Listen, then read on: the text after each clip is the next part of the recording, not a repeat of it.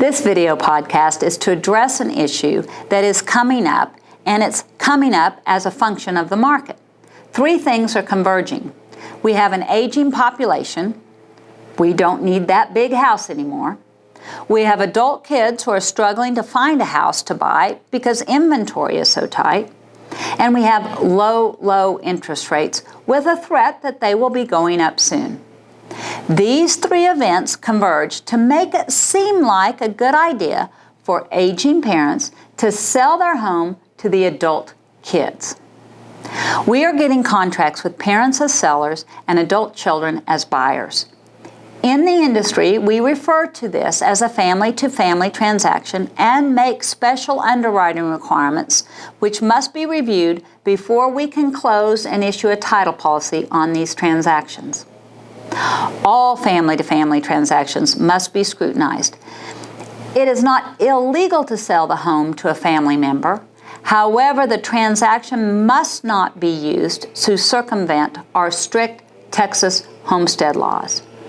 The purpose of our laws are to protect us from being ousted from our homestead through lien foreclosures. So any lien put on our homestead not in compliance with our homestead laws is invalid, no matter the intent.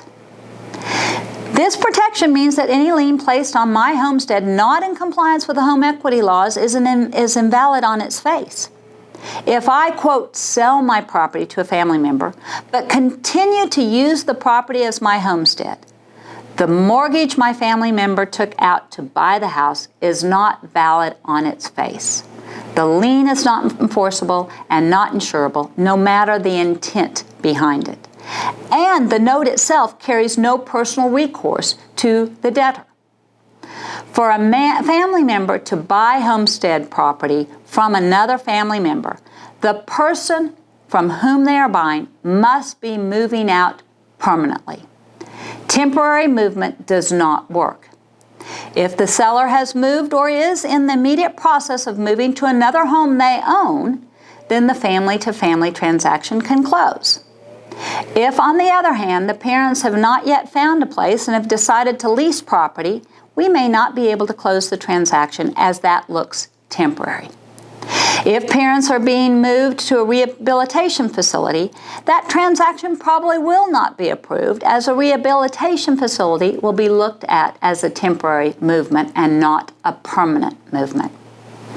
If you have clients who ask you to help with a family-to-family sale of their property, please check with your title company. Based on the circumstances, they will be able to tell you whether or not the transaction can close. Thank you for listening to these podcasts, and if you have any suggestions for future topics, please email me at tipoftheweek@allegiancetitle.com.